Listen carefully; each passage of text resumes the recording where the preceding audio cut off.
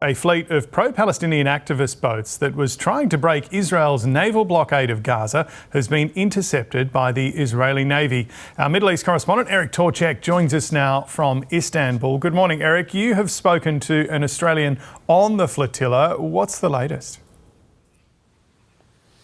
Well, James, they say they're completely surrounded by the naval vessels, which they first sighted at around 8 p.m. local time when the boats were between 70 and 80 nautical miles west of Gaza. The Israeli Navy told them, look, change course, head for the port of Ashdod. There we will offload the symbolic cargo that you're carrying. The boats are carrying a small amount of cargo, and we promise we'll deliver it to Gaza. The flotilla responded by saying, we view your naval blockade as illegal, we view your siege of Gaza as illegal, and we're going to proceed with our aid delivery. We want to open a humanitarian corridor to Gaza.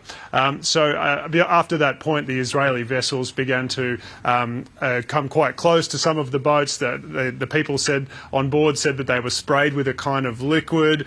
Bright lights were shone on the deck, and then the first boat to be boarded was the Almo, which was the rearmost boat in the convoy, but it happened to be the one carrying Greta Thunberg, the Swedish climate activist, who has already boarded one of these flotillas before and been detained and deported from Israel before. So probably one of the most high-profile people on board the flotilla.